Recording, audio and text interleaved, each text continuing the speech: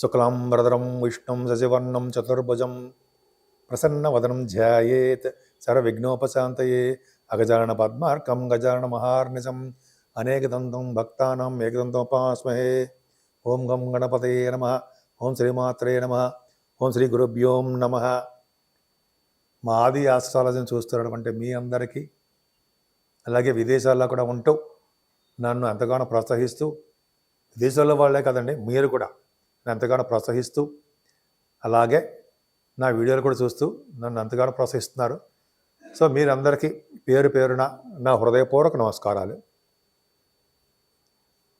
ఇప్పుడు మనం 12 రాశుల వాళ్ళకి మకర రాశిలో సూర్య భగవాను ప్రవేశించినప్పుడు కలిగే ఫలితాలు ఎలా ఉంటాయి తెలుసుకుందాం. దానికంటే ముందర ఏంటంటే, మీరు మీ జాతకాలు తెలుసుకోవాలన్నా, లేదా మీ ముహూర్తాలు పెట్టించుకోవాలన్నా, ముఖ్యంగా ఏంటంటే మీ జాతకాలు తెలుసుకోవాలనుకుంటే date of birth, time of birth, place of birth చూడాలండి, ఉండాలి. సో మీకు ఏమి ప్రాబ్లమ్స్ ఉన్నాయి, వివాహం ప్రాబ్లమ్సా, లేకపోతే మ్యాచింగ్ అంటారు సార్, వరుడు వధువు యొక్క జాతక మ్యాచింగ్, అది తెలుసుకోవాలన్నా, అలాగే ఇదంతా కూడా మకర రాశిలో ప్రవేశించినటువంటి సూర్యభగవాను కాబట్టి ఉత్తరాయణ పుణ్యకాలం. ఈ పుణ్యకాలంలో వివాహ శుభకార్యాలు జరుగుతాయి, వివాహాలు, ఉపనయనాలు, అలాగా గృహప్రవేశాలు, ఇలాగ అన్నీ మంచి మంచి కార్యక్రమాలు జరుగుతుంటాయండి. ఒకవేళ మీరు మా ఆది ఆస్ట్రాలజీ తరపున, నేను మీ వాడ్రే ఆదినారాయణరావు, మీరు నాకు పంపిస్తే మీ డీటెయిల్స్ కానీ ఏమైనా మీకు తెలుసుకోవాలనుకుంటే, అది ముహూర్తాలు కావాలన్నా ఇవి తెలుసుకోవాలనుకుంటే మీరు నాకు పంపిస్తే నేను తప్పకుండా ముహూర్తాలు పెట్టడం కానీ, మీ జాతకాలు చూడడం కానీ అవన్నీ చూస్తానండి. నాకు 35 సంవత్సరాల అనుభవం ఉంది. నేను కాస్ట్ అకౌంటెంట్ అయినా, CMA చేశాను, అకౌంట్స్ ఆఫీసర్గా గవర్నమెంట్ ఆర్గనైజేషన్ చేశాను. ఆ పక్క పెడితే నాకు కొద్దో గొప్ప దీంట్లో కొద్దిగా అనుభవం ఉంది కాబట్టి మీకు కావాలనుకుంటే, ముహూర్తాలు పెట్టించాలనుకుంటే నాకు ఫోన్ చేయండి. ఒకవేళ నేను షూటింగ్స్లో ఉంటే నేను ఫోన్ లిఫ్ట్ చేయలేకపోవచ్చు, సైలెంట్లో ఉంటుంది. మీరు మీ కింద నెంబర్కి ఫోన్ చేసినా అయితే మీకు వాట్సాప్ నెంబర్ కూడా ఉంటుంది. వాట్సాప్లో మెసేజ్ పెట్టినా నేను మీకు ఏమి కావాలో అనేది దాంట్లో రాయండి. రాస్తే నేను తప్పకుండా ఈ షూటింగ్స్ అన్నీ అయిపోయిన తర్వాత కూడా నేను ఫోన్ చేసి మిమ్మల్ని పలకరిస్తాను. మీకు ఏం కావాలో కూడా అడుగుతాను. సో మీకు ఏమైనా కావాలనుకుంటే ఈ కింద నెంబర్కి ఫోన్ చేయండి. ఇప్పుడు మనం మకర రాశిలో సూర్యభగవానుడు ప్రవేశించినప్పటి నుండి 12 రాశుల వాళ్ళకి ఎలా ఉండబోతోంది, బ్రహ్మాండంగా ఉండబోతుందండి. అంటే సూర్యభగవానుడు యొక్క పవర్ ఎలా ఉంటుంది, జనవరి నుంచి ఇలా ఉండబోతోంది తెలుసుకుందాం. ఈ సూర్యభగవానుడు అంటే మకర రాశిలోకి 14వ తారీఖు జనవరి నుంచి మకర రాశిలో ప్రవేశిస్తాడు. 12వ తారీఖు ఫిబ్రవరి వరకు కూడా మకర రాశిలోనే ఉంటాడు ఆయన. సో ఈ మకర రాశిలో ఉండడం వల్ల 12 రాశుల వాళ్ళకి ఫలితాలు ఎలా ఉంటాయో తెలుసుకుందాము. కర్కాటక రాశి వాళ్ళకి సూర్యభగవానుడు మకర రాశిలో ప్రవేశించడం వలన వాళ్ళకి వచ్చే ఫలితాలు ఎలా ఉంటాయి అంటే, మకర రాశిలో జనవరి 14వ తారీఖుని 2025 సంవత్సరంలో పగలు 2:45 వస్తాడండి. ఆ రోజు అత్యంత పుణ్యప్రదమైన కాలం, ఉత్తరాయణ పుణ్యకాలం ఉంటాం కదా, ఆ రోజు. సరే, ఆ రోజు చేసేవలసిన పుణ్యాలు అంటే స్నానాల గురించి విశేషంగా మళ్ళీ చెప్తాను, చివరిలో చెప్తాను. అసలు మీ రాశి వాళ్ళకి 7వ స్థానంలో మకర రాశిలో ఉన్నాడు. ఏం ఫలితాలు ఇస్తాడు, ఎలా ఉండబోతుంది మీ మకర రాశి వాళ్ళకి, మీ కర్కాటక రాశి వాళ్ళకి ఎలా ఉండబోతుంది? మకర రాశిలో ప్రవేశించడం వలన సూర్యభగవానుడు కర్కాటక రాశి వాళ్ళకి ఎలా ఉంటుంది? 7వ స్థానం కదా, ఎదుర్కొంటూ ఉంటాడు. సరే, ఆయన మ్యాలిఫిక్ అవుతాడు. ఆ సూర్యభగవానుడు ఉంటాడు అక్కడ. సూర్యభగవానుడు 7వ భావంలో ఉంటే అంత మంచిది కాదండి మీకు. ఎందుకంటే సూర్యభగవానుడు అలా ఉండడం వల్ల 7వ భావంలో ఒంటరిగా ఉంటే ఏమవుతుందంటే, ఒంటరిగా అంటే సూర్యభగవానుడు ఒంటరిగా ఒక్కడు ఉంటే, ఒక గ్రహం ఉంటే వివాహాలు ఆలస్యంగా అవుతాయండి. కొంతమందికి అంటే వివాహాల మీద ఇంట్రెస్ట్ కూడా తగ్గిపోతూ ఉంటుంది అనమాట.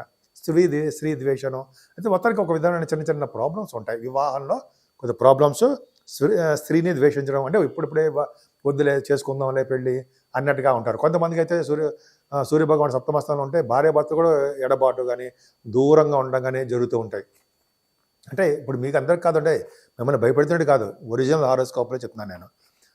హారోస్కోప్లో ఉన్న వాళ్ళకి ఇప్పుడు మిమ్మల్ని భయపెడుతున్నట్టు మిమ్మల్ని ఏం కాదు, తెలుసుకోవడం కోసం, నాలెడ్జ్ కోసం చెప్తాం. ఒకవేళ నిజంగా బాగాలేదనుకోండి, మన చివరిలో ఏం చేసుకోవాలో చెప్తాం మనం. చేసుకుందాం, ఏం భయం ఏంటంటే మనకి. సరే, భయం ఎలా మనకి?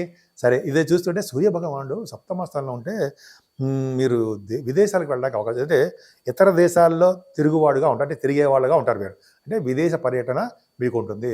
సప్తమ స్థానంలో సూర్య భగవాన్ అంటే ఉన్న ఊరు నుంచి, ఉన్న ప్రదేశాల నుంచి దూరంగా వెళ్ళడానికే అవకాశాలు ఉంటాయి. అంతేకాదండి, వేరే వాళ్ళ ఇళ్లలో నివసిస్తూ వాళ్ళ అంటే అక్కడ తిండి తినడానికి అవకాశం ఉంటుంది. అంటే వేరే వాళ్ళ ఇళ్లలో ఉండడము, అక్కడ భోజనం చేయడము ఉంటుంది అనమాట. అంటే ఏంటంటే జనరల్గా మీ ఇంట్లో ఉండకుండా వేరే వాళ్ళ ఇంట్లో ఉంటారని ఉంది. అంతేకాకుండా ఐశ్వర్యం కూడా పొందుతారు. వేరే వాళ్ళ ఇంట్లో ఉంటూ ఐశ్వర్యాన్ని కూడా పొందడానికి కూడా సూర్యభగవానుడు సప్తమ స్థానంలో ఇస్తాడు.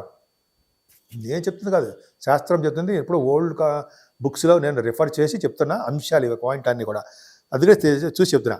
సరేనండి, యాక్చువల్గా అయితే ఈ సూర్యభగవానుడు సప్తమ స్థానంలో ఉంటే స్త్రీలు చెప్పినట్టుగా నడుచుకుంటారు. ఎంత అదృష్టం అండి మీకు. ఫస్ట్ పాయింట్ అంటే కొద్దిగా వివాహాలు లేట్ అవుతాయి.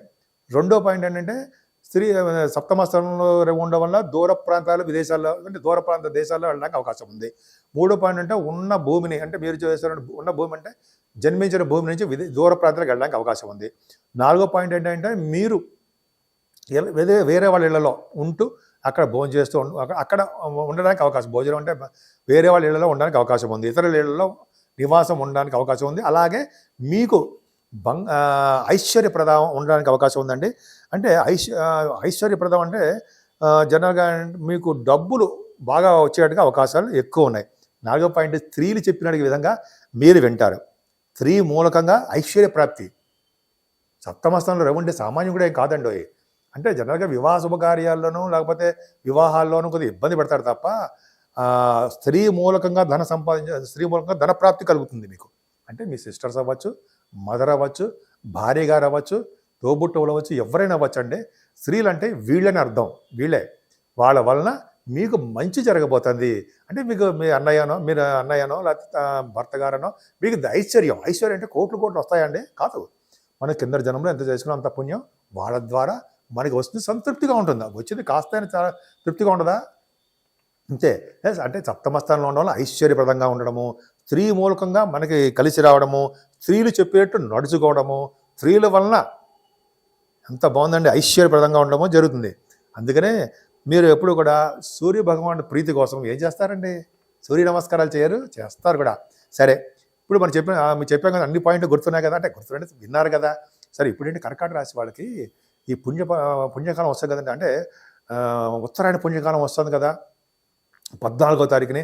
ఆ రోజు మీకు ఏమాత్రం అవకాశం ఉన్నా మీరు చాలామంది సముద్ర స్నానాలు, గంగా స్నానాలు, యమున, సరయు, అంటే గుర్తును చెప్తున్నాను అనుకోండి, అలాగే త్రివేణి సంగమం అక్కడ స్నానాలు చేస్తే విశేషమైన ఫలితాలు ఉంటాయండి. అక్కడ చేయలేము, మరి ఏం చేస్తాం? ఏం లేదండి, మనం ఏం చేస్తామంటే నది దగ్గరలో ఉండే మీ చుట్టుపక్కల ఉన్న నదుల్లో స్నానాలు చేస్తాము. ఒకవేళ కుదరదు, మన ఇంట్లోనే స్నానాలు చేస్తాము. గంగేచు, యమునేచు, నర్మదా, సింధు, కావేరి జలస్మిన్, మీకు ఉంది కదా, వచ్చు కదా, అది మంత్రం చెప్పిస్తూ ఆ మంత్రంతో తల మీద స్నానం, పొద్దున్నే స్నానం చేస్తే చాలా, తెల్లవారుజాము స్నానాలు చాలా ఇంపార్టెంట్ ఉంటాయి. తెల్లవారుజామునే స్నానాలు చేయాలి, దాన్ని దేవతా స్నానం అంటాం, చేస్తాం కూడా. సరే, మనం నదిలో స్నానం చేసేవాళ్ళు అర్ఘ్యం, సూర్యభగవానికి అర్ఘ్యం సమర్పించాలి. అందుకనే ఇప్పుడు సూర్యభగవాన్ రవి మీకు సప్తమ స్థానం ఉన్నాడు కదా, మరి స్త్రీ మూలకంగాను, అలాగే మీ స్త్రీలు చెప్పినట్టు వినాలి, స్త్రీ మూలకంగా ధన ప్రాప్తి, అలాగే ఐశ్వర్యప్రదం కలగాలంటే మరి సూర్యభగవాన్ చేద్దాం. కర్కాటక రాశి వాళ్ళకి మనకేంటంటే వాళ్ళకి ఆశీస్సులు ఉంటే మనం దేనైనా చేయగలం. వాళ్ళ ఆశీస్సులు అంటే అమ్మవారు, అంటే అమ్మలు, అంటే మన స్త్రీలు, వాళ్ళ యొక్క ఆశీస్సులు అంటే దేనైనా జయించగలం. కర్కాటక రాశి వాళ్ళు సూర్యభగవానికి సంబంధించినటువంటి అర్ఘ్యం సమర్పించడము, అలాగే గాయత్రి, దశగాయత్రి, నదిలో ఉండే దశగాయత్రి జపించేస్తామంటే గాయత్రి మంత్రం జపిస్తూ ఉంటాం అనమాట. సరే, సూర్యభగవాన్ ఆరోగ్యం సమర్పించడం, దశగాయత్రి చేయడం, అయితే ఒకవేళ అక్కడ కుదరకపోతే బయట వచ్చారు సరే 108 సార్లు గాయత్రి జపం చేయడం కూడా చాలా ప్రాముఖ్యత ఉందండి. 11 సార్లు మనం అర్ఘ్యం ఇస్తాం. అది అయిపోయిన తర్వాత మీరే ఏం చేస్తారంటే ముఖ్యంగా దానాలండి, దానాలు చాలా ప్రాముఖ్యత ఉంది ఈరోజు అంటే 14వ తారీఖుని మకర సంక్రమణం రోజుని.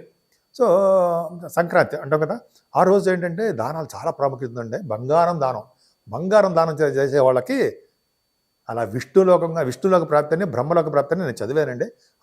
ఒక చోట మ్యాగజైన్ చదివాను, మా గురువు గారు చెప్తుంటారు, బ్రహ్మలోక ప్రాప్తిని లేదా స్వర్గలోకైనా మనం వెళ్తాం. అంటే ఎప్పుడైనా సరే చిన్న ఎత్తు బంగారమైనా దానం చేస్తూ ఉండండి, మహానుభావ అంటున్నాం కదా, ఇదే అనమాట.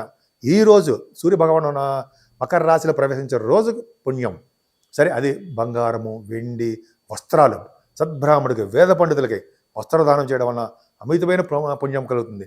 అలాగే స్వయంపాక దానం, ఇంకా మీకు తెలిసిందే ఏముందండి, అన్ని పండ్లు దానాలు ఇవ్వడం వల్ల మంచి ఆరోగ్యవంతులుగా ఉండడానికి అవకాశం ఉంది.